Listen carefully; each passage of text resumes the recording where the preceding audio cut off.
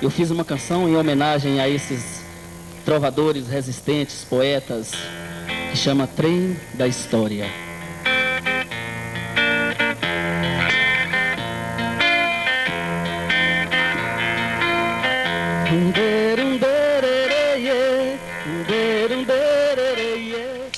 Parece que foi ontem. A ideia germinando em Petrópolis, ganhando corpo, espraiando-se por todo o Brasil. 10 anos. 10 anos de luta pela vida.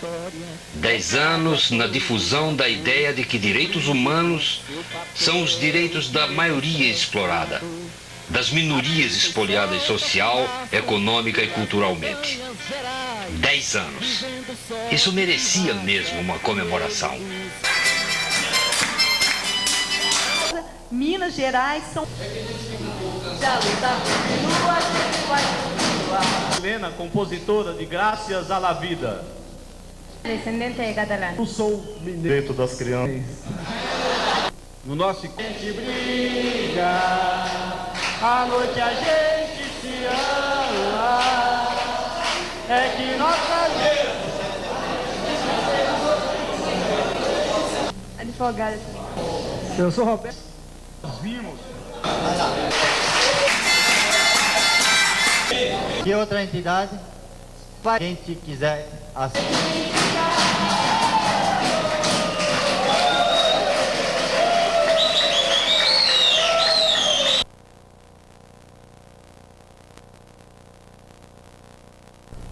Nós nos darmos o direito de dizer que somos os donos dos últimos 10 anos da luta pelos direitos da vida, não é nossa pretensão. Mas nossa pretensão é avaliar juntos, neste encontro, o quanto a nossa luta... Não tem problema nenhum. Se alguém sair... ...contribuiu para que nesses 500 anos de colonização e dominação que vivemos na América Latina, o que fomos capazes de semear.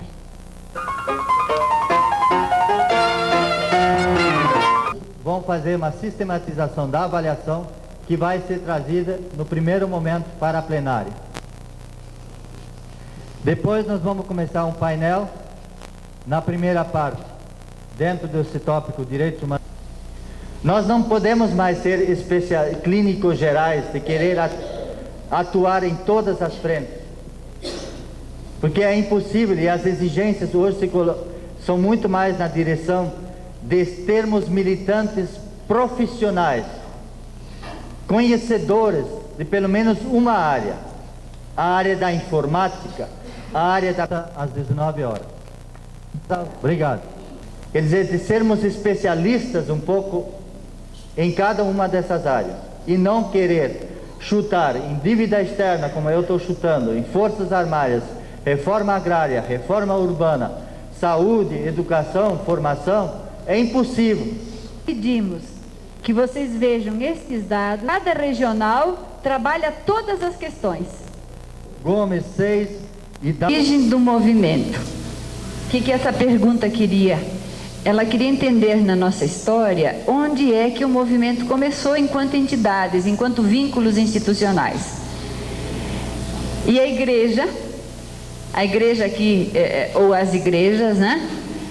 É que foram a instituição básica de onde se originou o movimento. Em segundo lugar, movimento popular, sindical, e nós juntamos várias outras origens em 13%, mas está muito clara a predominância da igreja e do movimento popular. Lá vocês já colocam para a gente não começar a discutir.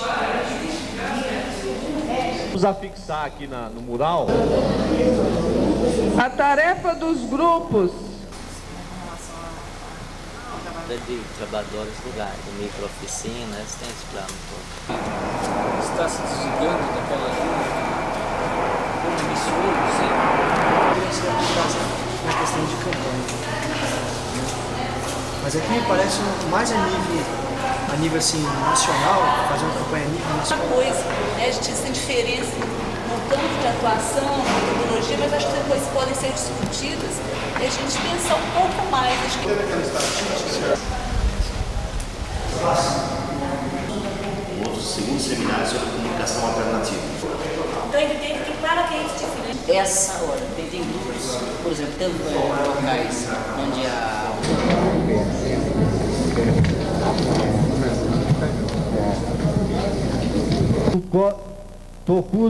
Me parece que ao longo desses anos de trabalho, de militância e de prática na luta pelos direitos humanos, foi se explicitando com muito mais riqueza e profundidade uma concepção nova. E à noite nós temos um painel que nós chamamos Brasil 92. É mais uma análise de conjuntura. Aqui nós contamos com a exposição de Roberto Aguiar, que é consultor jurídico da UNB, é filósofo. Direitos humanos precisa ser sempre redefinido em cada sociedade diferente, em cada momento histórico diferente, por cada grupo social diferente, né? Isso é fundamental, porque o ser humano é um ser em construção, né? E os seus direitos, as suas capacidades estão todas em processo de abrir-se, ampliar-se, aprofundar-se, complexificar-se. Irmão, é complexa, ela é limitadora, ela está amarrada a toda a sociedade que criou esse próprio conceito, que é a sociedade burguesa. Cidadania está ótimo, mas tem alguma coisa mais além dela que fala muito mais e que precisaria talvez ser trazida com uma outra força para o centro dos acontecimentos, que é o desafio da construção da democracia. 5, 4, Márcia Tina. O 7 aqui e o 8 no... Na declaração da ONU em 1948, quem é o sujeito realizador? A ONU é dirigida aos Estados. Os Estados subscrevem. Agora, nós conhecemos a contradição do nosso Estado. Evidente, ele é contraditório, ele também representa as conquistas históricas dos oprimidos. Mas, tendencialmente, ele é o grande instrumento de organização, hegemonização da classe dominante. Ele tende a realizar os interesses preferenciais deles, então é profundamente contraditório. O povo entra, não é que não entra, mas de forma sempre subalterna. A verba pública, ela é encaminhada a sustentar a propriedade privada, ajudar as empresas, facilitá-la, não é para o bem público. Então, esse Estado não vai conseguir criar as condições da Carta de 48. Por isso o marginalizado e oprimido está sempre à margem. Qual é a novidade metodológica, teórica, política dessa opção dos direitos humanos a partir da ótica dos oprimidos? É de considerar o sujeito realizador desses direitos, não o Estado, não uma classe benevolente, não as igrejas, mas os próprios oprimidos mesmos, que se organizam na sua consciência, nos seus grupos, nas suas táticas, na sua estratégia, vão ocupando lugar na sociedade, acumulando poder, tomando poder.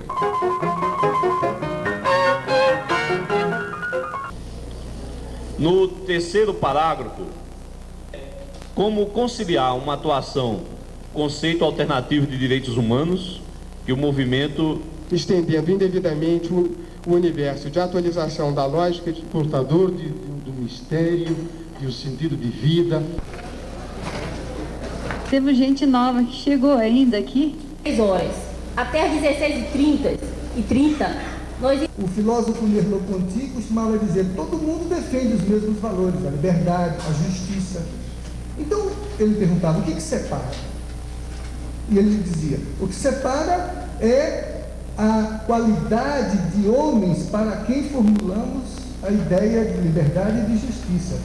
Hoje em dia, a não distinção entre a violência, tal como está dando no campo, né, e é uma violência, vamos pensar assim, a violência da invasão dos sem terra, na propriedade rural, que eles pretendem fazer um assentamento qualquer, ou a violência de certos tipos de manifestações ecológicas, etc. E essa violência urbana, não é? Porque nesta última, a guerra é feita em torno de mercados. Nossa mão, mais do que nunca, um enorme desafio. Tem uma pessoa que me pediu um espaço para colocar o público para darmos início aos nossos trabalhos. Do trabalho, de direitos. Se nós não assumirmos a velocidade do mundo contemporâneo, não dá para fazer movimento nem transformação. Sem velocidade, meus queridos, por favor, Vamos abrir uma quitanda, fazer outra coisa, porque sem velocidade não dá. Nós temos que ser rápidos, não só para responder às demandas, mas para criar problemas para os nossos inimigos. Nós não temos nem a capacidade de prever cenários. E se a gente não tem capacidade de prever cenário, meu filho, a gente não tem estratégia nunca. E o que me assusta, então, em nós, e eu me ponho dentro disso, é que nós temos objetivos claros, finalidades claras, princípios indiscutíveis, e nós somos completamente... Diante, essa burguesia do narcotráfico... Cara, como eu fiz, agora eu vou fazer como eu fiz, agora é disparar aqui. A reintrodução do dionisíaco na reflexão. Pessoal, nós perdemos o tesão. Perdemos o prazer. Parece que para ser um grande transformador social tem que ser... Processo de emancipação da consciência. Da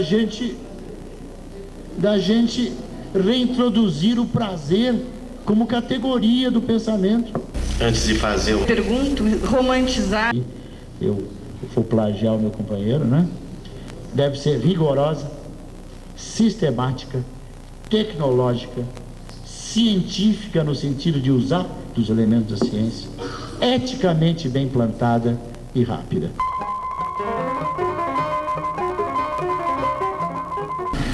A saúde. Então, eu pergunto... E este problema também existe na Secretaria. E a comunicação... Representante. E um desses três, preparar e de ação. Aprovou as bandeiras de luta, aprovou a criação da Secretaria. Somente ao nosso movimento, mas se aplica a toda a trama social. A ação da informação. O movimento assumiu esse papel de abrir os olhos da opinião pública para aquela barbaridade. E na questão da violência, que havia se dado conta naquele encontro nacional, fazer e do saber popular, suficientes.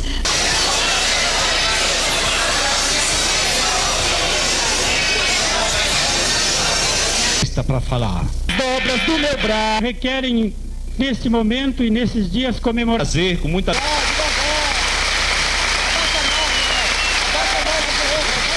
Frei Leonardo Boff, sua vida nos anima a prosseguir mais 10 anos, mais 100 anos, para conquistarmos os direitos humanos dentro de uma sociedade justa e fraterna.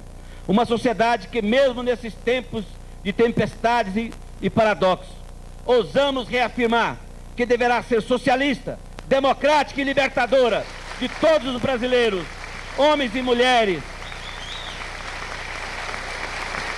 mulheres viventes, sem opressores e sem oprimidos, com pluralismo, diversidade, afetividade, razão e emoção sempre. A gente não consegue superar as emoções quando a gente está diante de uma figura maior, de uma figura superior, como tem demonstrado ser o nosso companheiro Leonardo Boff. A primeira palestra que eu fiz na minha vida foi numa igreja em Joinville, e eu tinha que falar sobre a Declaração Universal do Direito do Homem.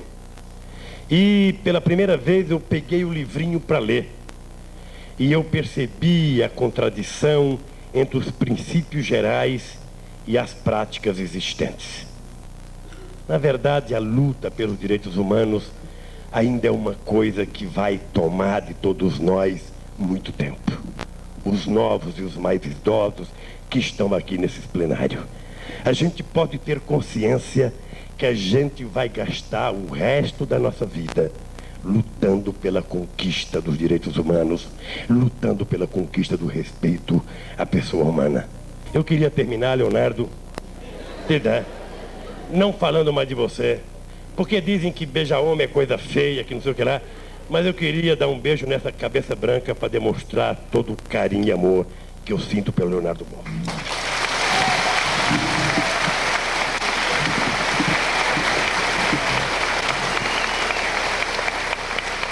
Companheiros e companheiras, antes eu queria agradecer por ter sido escolhido o canal para a entrega desse prêmio. Para mim, para os trabalhadores, para o nosso sindicato, para a luta pela vida, é uma honra e eu me sinto também premiado.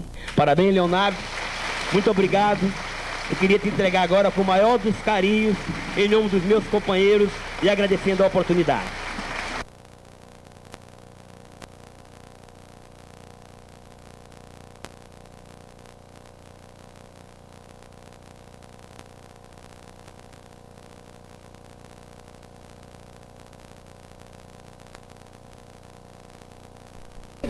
Companheiros e companheiras de caminhada nesses 10 anos de Movimento Nacional dos Direitos Humanos. Guardemos o sonho inicial. Alimentemos a mística da solidariedade e da comunhão com os oprimidos e marginalizados. Saibamos defender a iminente dignidade do ponto de vista das vítimas. E o ponto de vista delas é o ponto de vista da vida e das transformações necessárias que promovam e defendam esta vida.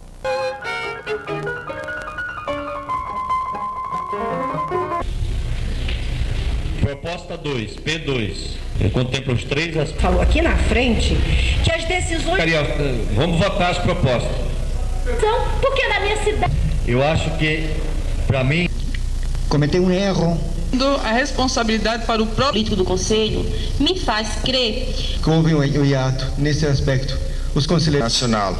Então a questão realmente é se o movimento vai ter uma coordenação. Wilson, permite uma parte. Participasse do Conselho. Agora a decisão.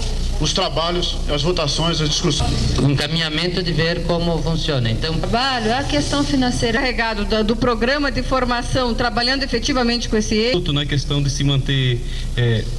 De ossadas feito pelo. Que vai dar um salto para nossa caminhada. Espera aí. Então a gente acredita, exemplo, quase manejando com aplicações e tudo isso, nós teríamos capacidade de manter mais. Que a gente participou, eu acho que fica contemplado tanto na primeira como na segunda. Atividades a serem desenvolvidas serão definidas por esse plenário. Outro dia um texto de um sábio. A sensação que restou do 7º encontro foi de uma atividade extremamente fecunda. Foram 5 dias de intensa movimentação, no confronto honesto das ideias, na busca incessante de meios e modos capazes de tornar mais concreta a luta pela vida contra a violência. Por isso, nada mais tocante do que a imagem com que encerramos também esse documentário. A do teólogo, cujas ideias recusam-se a morrer, vítimas da intolerância, rezando a oração mais querida dos cristãos. Pai nosso, que estás nos céus, santificado seja o vosso nome. Venha a nós o vosso reino. Seja feita a vossa vontade, assim na terra como no céu. O pão nosso